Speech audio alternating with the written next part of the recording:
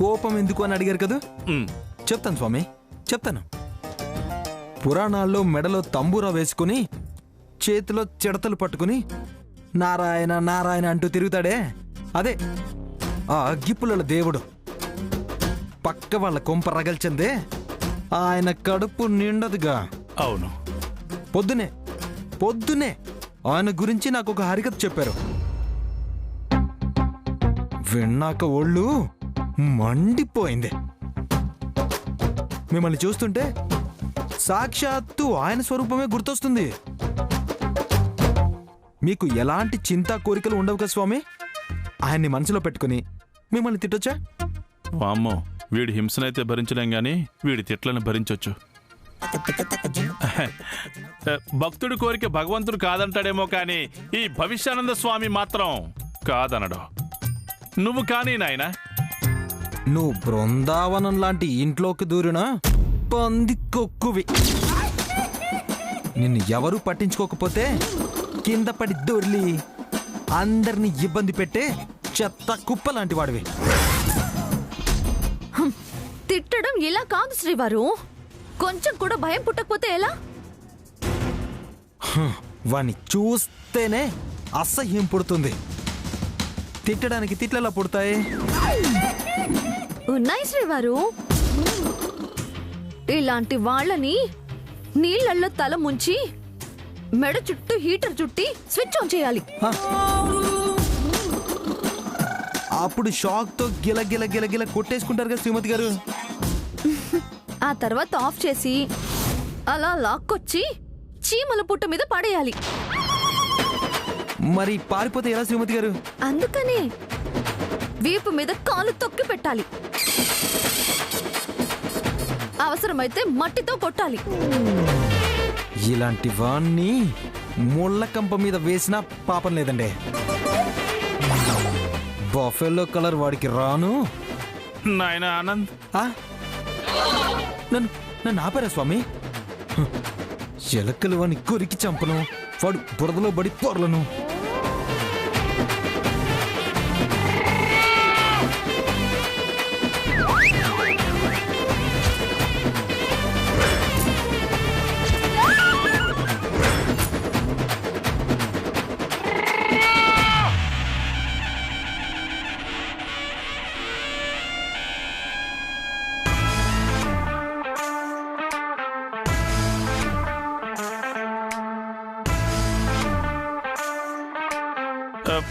నాయనా ఆనంద్, అమ్మా అలాగే అర్థమవుతుందమ్మా.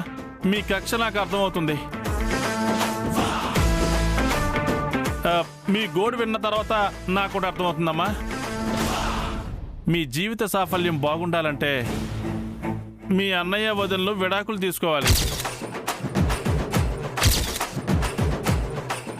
వాళ్ళ జీవితాల్లో అగ్నిపర్వతం అడ్డుగా ఉంది.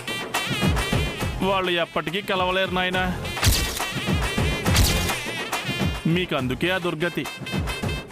వాళ్ళు విడిపోతేనే మీ ఇద్దరి జీవితం విముక్తి మార్గంలో నడుస్తుంది.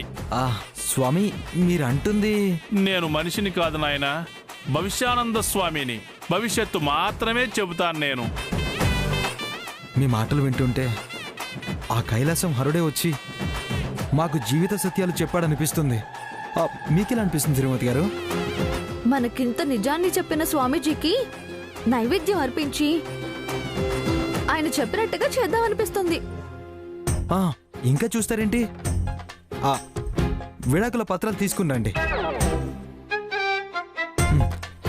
బాగా బాగా వేడిగా ఉండాలి. వేడా? అదే స్వామి, వీడిగా ఉండాలంటున్నాను. అన్నయ్యకొకటి, వదినకొకటి నోటీస్ కదా. నేను తెస్తాను శ్రీవారు.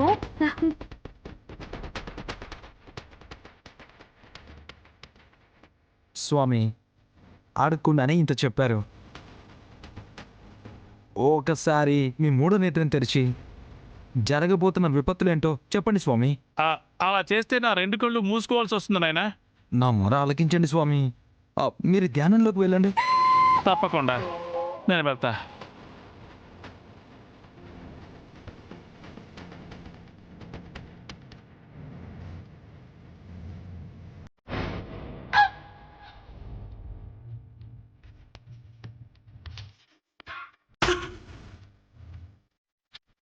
స్వామి, మీ నోటి వెంట మహాదేవుని మంత్రాలు వినాలనుంది. తప్పకుండా.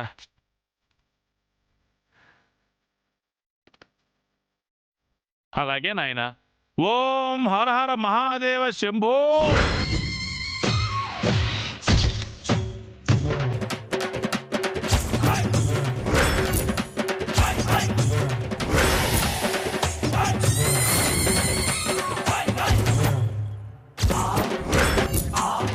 మేం విడిపోయినా మా అన్నయ్య వదిన కలిసే ఉంటారా స్వామి?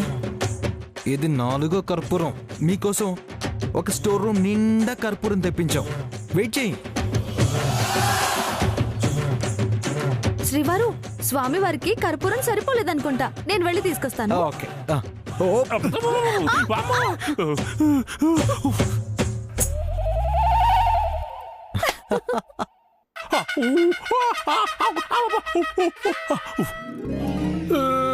ఒరే అమ్మ జీవితం, ఈ ఆనందంగా నన్ను చంపేసేటట్టున్నాడు. వెంటనే శంకరుడు మంత్రాలు నేర్చుకుని మృత్యుంజయ హోమం చెయ్యాలి. అమ్మో.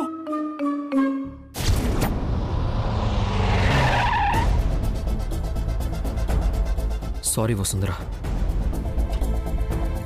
ఇలా చేయడం నీ మనసుకి కష్టంగా అనిపించినా చెయ్యక తప్పడం లేదు. నన్ను క్షమించు.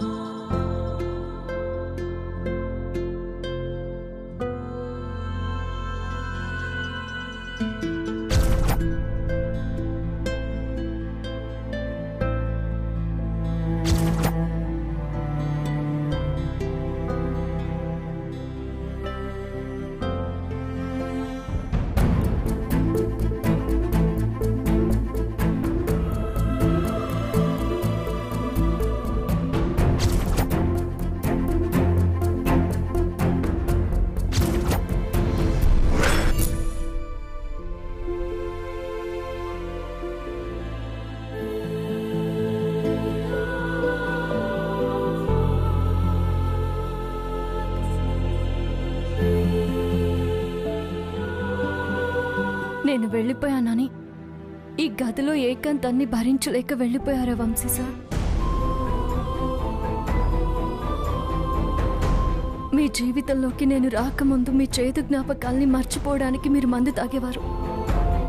ఇప్పుడు నేను చేసిన తప్పుకి మళ్ళీ దాన్ని ఆశ్రయించారా sir?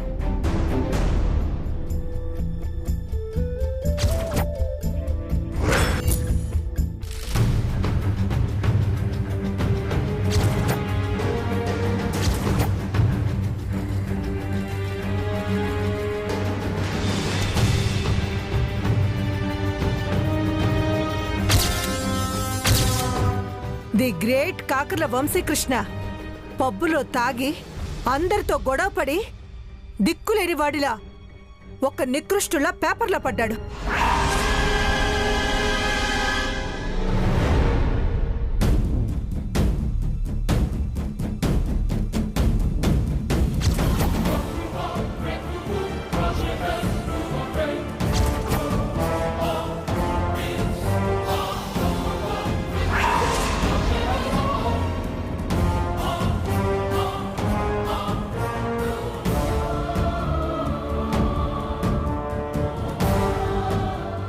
Good morning, Anand. Good morning, Alekia.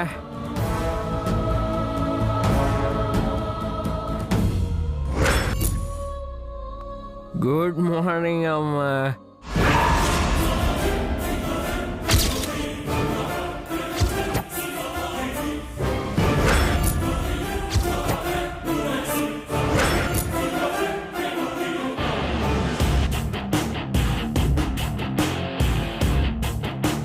ఏంటి అందరూ డల్గా ఉన్నారు?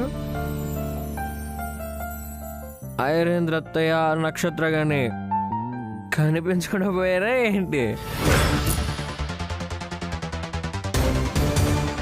సరే, నేను వెళ్ళి ఫ్రెష్ అయ్యి వచ్చి మళ్ళీ మాట్లాడతాను. ఓకే?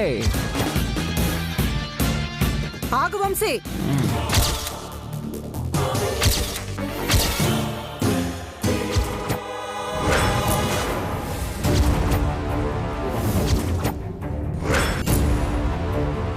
నా ఎదురుగా వచ్చి నిలబడు.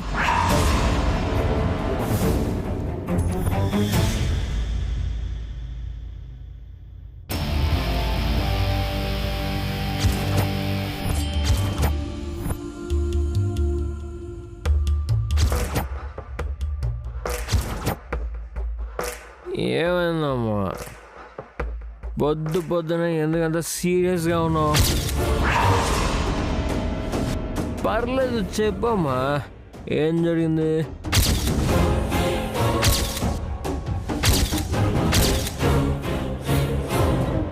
ఏమైందో నీకు తెలీదా? గంట క్రితం ఏం జరిగిందో అవన్నీ నాకు గుర్తులేవు. అమ్మా, నువ్వు చెప్పకుండా నాకు ఎలా తెలుస్తుంది?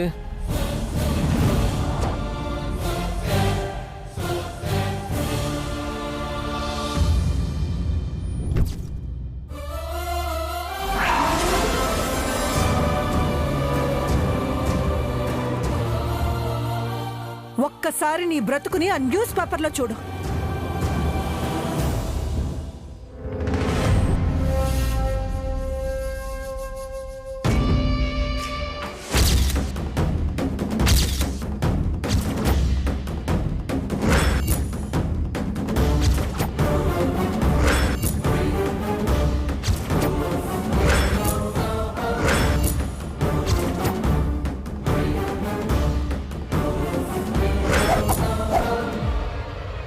ఇది నాకు తెలుసమ్మా, కానీ నేనేం చేసినా అది నా వసుంధర కోసమే. నువ్వు ఏం చేశావో ఇప్పటికైనా నీకు గుర్తొచ్చిందా? బాగా కిక్కెక్కాను మమ్మీ. అసలు ఈ న్యూస్ పేపర్ సరిగ్గా కనిపించట్లేదు. ఛీ, నిన్నులా చూస్తుంటే నువ్వు నా కొడుకు అని చెప్పుకోవడానికి కంపరంగా ఉంది. నిన్ను చూస్తుంటేనే అసహ్యం వేస్తుంది. నిన్ను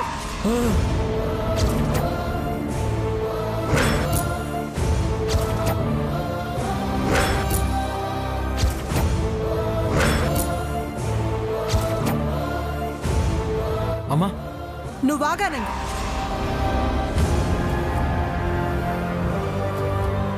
మీ అన్నయ్యని వెనకేసుకుని రావద్దు.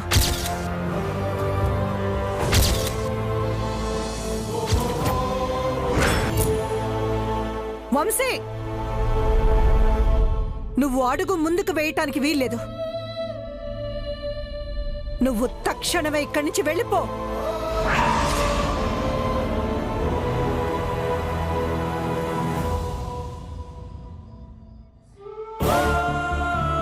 వంశీ సార్ వచ్చినట్టున్నారు.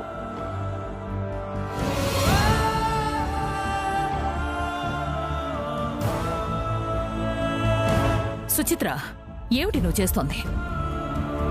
ఎవరో చేసిన తప్పుకి నా మనవణ్ణి దండిస్తావా? ఎవరో ఎందుకు చేస్తారు అప్పు? నేను తాగినందుకే అమ్మ నా మొహం మీద నీళ్లు కొట్టింది. Sorry mummy. సార్,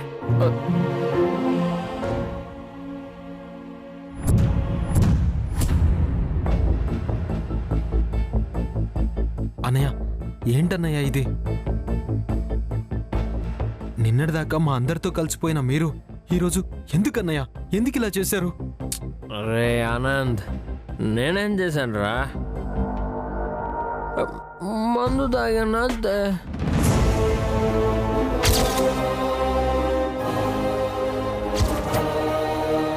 నేనేం ఫ్రీడమ్ ఫైటర్ని కాదు. నాకు ఎలాంటి బాధ్యతలు లేవు. చక్కనైన నా భార్య తప్ప.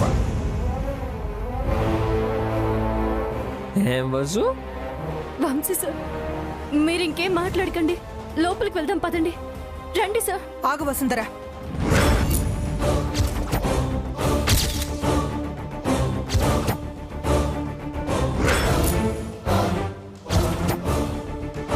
నీ భర్త నా కొడుకు.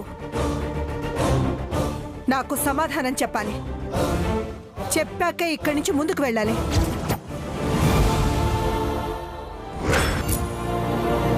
సుచిత్ర, ఏమిటి అర్థం లేని మాటలు? నా మనవడు మాత్రమే తప్పు చేసినట్టుగా నువ్విక్కడ రుజువు చేస్తున్నావా? ఇంకా ఎన్నాళ్ళు ఇలా తప్పుగా అర్థం చేసుకుంటారు అత్తయ్య? ప్రతి విషయంలోనూ వసుంధర్ని దోషిగా చేయాలని ఎందుకు చూస్తారు?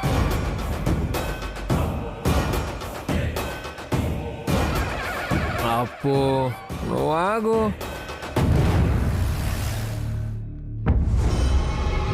అమ్మ ఏదో అడగాలనుకుంటుంది. చెప్పమ్మా, ఏంటి? ఏం అడగాలనుకుంటున్నావు? ఇంట్లో నుంచి బయటికి ఎందుకు వెళ్ళావు?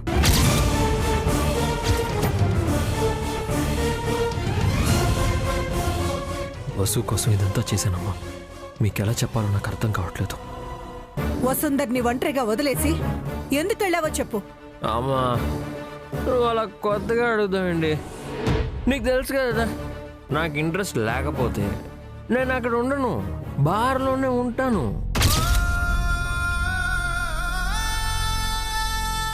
రాత్రి మీరు ఆడించిన సరదా ఆటల్లోనే నాకు ఇంట్రెస్ట్ పోయింది.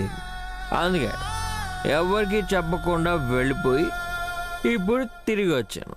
ఎందులో తప్పేంటి? నన్ను నిందించాల్సిన అవసరం ఏంటి?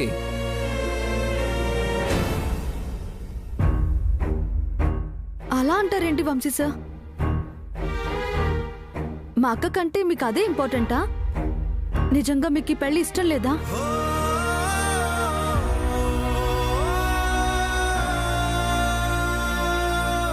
చెప్పు వంశీ, వాళ్ళు అడుగుతున్న దానికి సమాధానం చెప్పు. నీతో జీవితం పంచుకోవాలని నిన్ను నమ్మి ఇక్కడి దాకా వచ్చిన వసుంధర్ని మోసం చేయాలని నీకెందుకు అనిపించింది? అసలు నువ్వు నా కొడుకువేనా?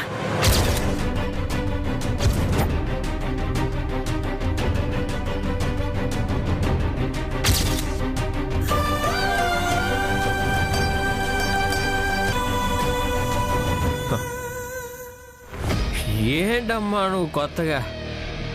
ఇవాళ ఏమన్నా కొత్తగా తాగానా?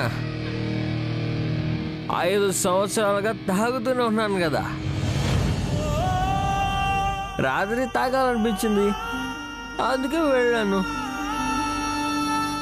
వంశీ సార్, మీరు తప్పు చేశారు.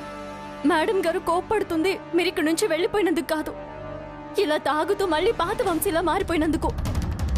శభాష్ వసుంధర, శభాష్. నీ ఎదురుగానే తల్లి కొడుకులు దూరం అవుతుంటే ఇదే సమయం అనుకొని కథని ఎంత అందంగా మలిచేశావు.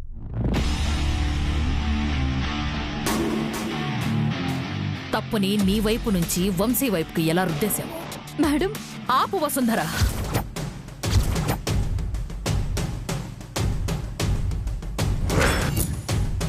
అర్ధరాత్రి నువ్వు గదిలో నుంచి బయటకు వెళ్ళిపోయి పాత జ్ఞాపకాల్ని నెమరు వేసుకుంటూ కాలక్షేపం చేసి నా మనవణ్ణి పాపం ఒంటరివాణ్ణి చేసి వాడి గురించి ఒక అసమర్థుడిగా బయట ప్రకటించాలనే ఎత్తు వేశావు. అసలు ఇందులో నీ తప్పే లేదా?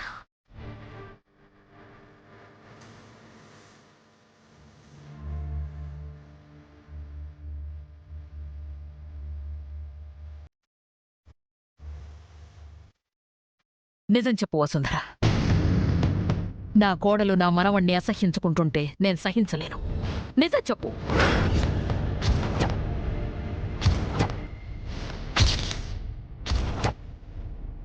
అవును మేడం, ఇందులో వంశీ సార్ తప్పేమీ లేదు. నేనే ఇదంతా చేశాను. Shut up Vasundhara.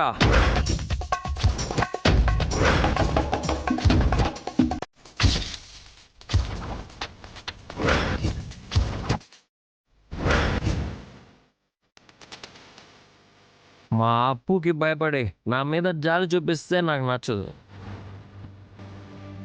మనం ప్రేమించుకున్నాం, పెళ్లి చేసుకున్నాం, ముందు ముందు కాపురం చేస్తాం.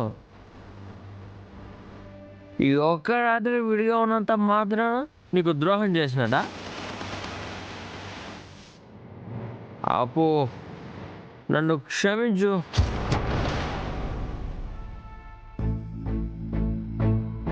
కుక్క తోక వంకర. నా బుద్ధి వంకర అనుకుని నువ్వు కూడా నా చెంపల మీద 2 దెబ్బలు వేసి క్షమించాయమ్మా. మేడం, వంశీ సార్ మాట నమ్మకండి. రాత్రి నాకు అర్జెంట్ కాల్ వస్తే వసుంధరా, నేను దయచేసి నన్ను ఇరిటేట్ చేయకు. సార్, సెక్రటరీగా ఉన్నప్పటి నుండి నా తప్పుల్ని నీ తప్పులుగా భరించావు. ఇంకా ఎక్కువగా మాట్లాడే ఉండు, నాలో నుండి రాక్షసుడు బయటకు వస్తాడు. ఈ కాసేపు నువ్వు కూడా నన్ను అర్థం చేసుకో. నన్ను నిర్దోషిని చేయడానికి మీ స్టేటస్ని దిగి ఇంత అవమానాన్ని భరిస్తున్నారా వంశీ సార్?